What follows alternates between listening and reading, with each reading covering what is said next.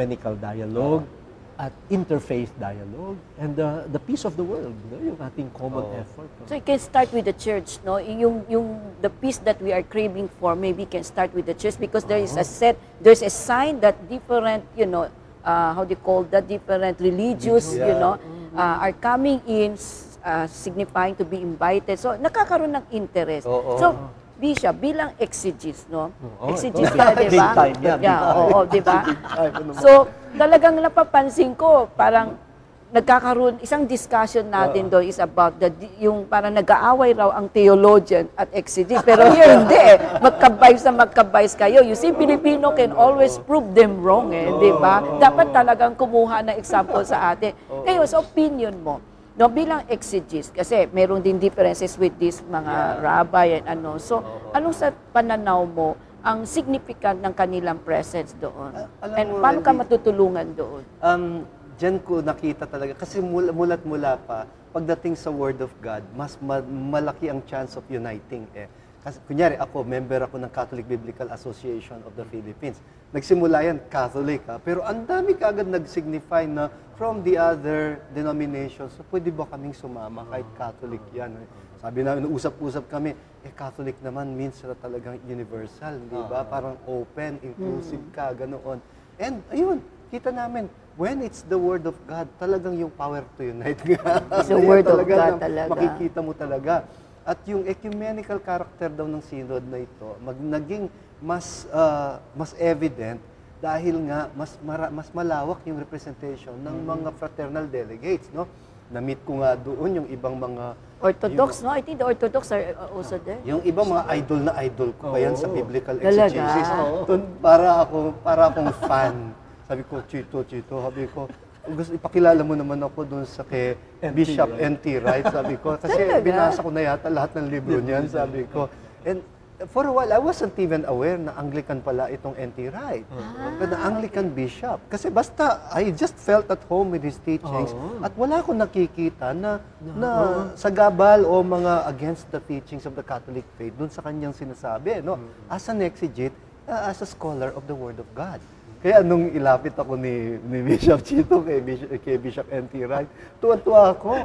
Idol mo pala. Tapos ang sabi sa akin ni Bishop N.T. Wright, sabi niya, if this thing took place, several hundred years ago, the Reformation that broke the church apart would not have taken place, ang sabi niya.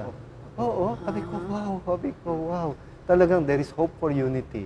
Nagulat niya, nagulat si Bishop N.T. Wright kasi katabi ko siya doon sa small group. Okay. Katabi ko siya. Tapos sabi ko sa kanya, alam mo ba na yung professor ko, si Professor Comonchap sa Washington, D.C., even recommended to me that I read your work. Kasi raw, yung approach mo at yung approach niya parang nagtutugma, yung systematic theology at yung exegetical mo nagtutugma. No, kaya, sabi, hindi ko alam na binabasa yung work ko ng mga Catholics. Kaya nung nasabi mo sa akin, gusto mo makilala, meron pa rito, Bishop Exegete, na binasa na yata lahat ng libro mo. And he was so excited.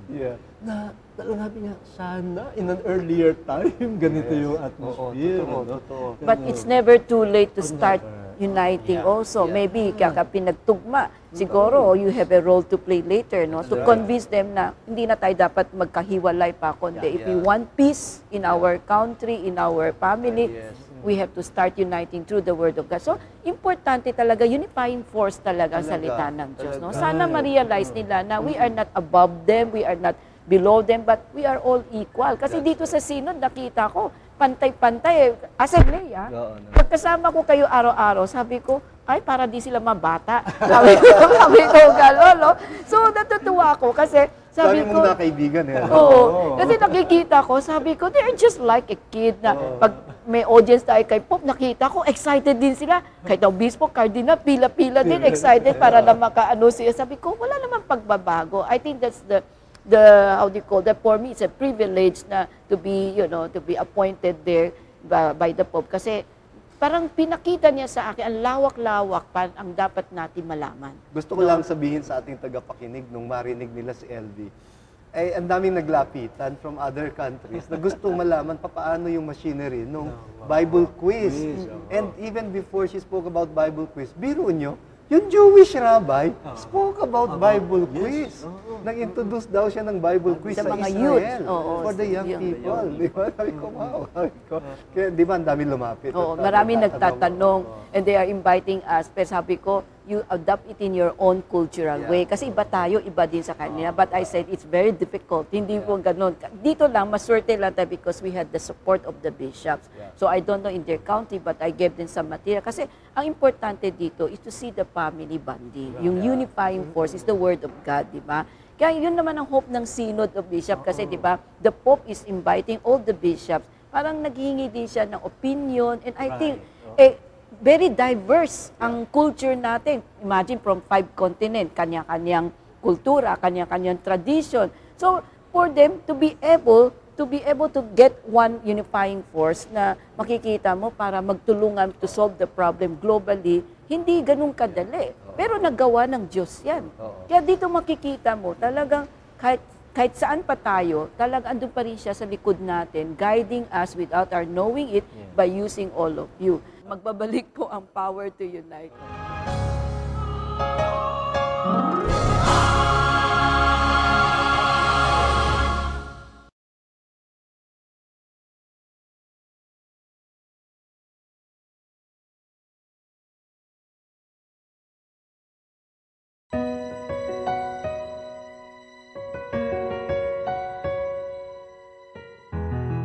Happy New Year po sa ating mga kaibigan at mga kapatid. No? Sabi po nila, no, ang forecast nila, ang 2009 daw ay mas mahirap pa kaysa sa 2008. At minsan, no, pag may crisis, ang ating tendency ay magkanya-kanya. Unahin ko na lang yung sarili ko. Basta ako'y okay, yung iba ay bahala na sila sa buhay nila. Pero dito po tayo pumapasok. No? Paano tayo tuturuan ng salita ng Diyos mabuhay sa gitna ng crisis? Lalo na po yung hindi magmamaliw yung pagbibigayan, pagdadamayan. Ito po ang buhay na binibigay ng salita ng Diyos. Sana po sa gitna ng krisis, hindi tayo lumubog, kundi lalo pang mabuhay bilang sambayanan. Bishop. Alam niyo po, sa Kapampangan ng Happy New Year, masayang bayong banwa. At yung banwa is the same word that we use para sa langit. Isang bagong langit po sa inyong lahat. Ganyan. Oo. Yun po. Parang palagi ko ang nagpapabago sa buhay natin na yung langit. Kung ating buksan ang ating buhay dito sa lupa, sa kalooban ng Diyos, kalooban ng langit sa atin. Kasi ang vision and mission naman ng Panginoon ay ang mabuhay dito sa lupa na para ng sa langit. Mangyayari lamang yun kung tayo itutugon talaga sa kalooban ng Ama. Happy New Year po sa inyong lahat. Bishop, napakaganda lang. New Year's message nyo na is full of hope, you know, para makikita natin magkakaroon tayo ng pagbabago without your knowing it through your little sharing. Kaya lang, okay pa ba sa inyo kung let's say magkaroon tayo ng continuation about the Synod of Bishop? Kasi ang dami natin dapat topic, no? So I hope, ano lang yung parang introduction pa lang yan. With the two of you, para lang tayo. The way you share with each other, sabi ko, ang oras, ang bilis eh. Kasi we could ask some more questions. But I'm sure the viewers will be enlightened. So I hope we can continue yan. So thank you, Bishop, for taking your time to be with us to share your New Year's message, no? At talagang malaking pagsasalamat ang taong bayan na kahit paano, katiting man nakuha nila, meron pa pong susunod. And I hope you can take time to be with us. Magbabalik po ang Power to Unite.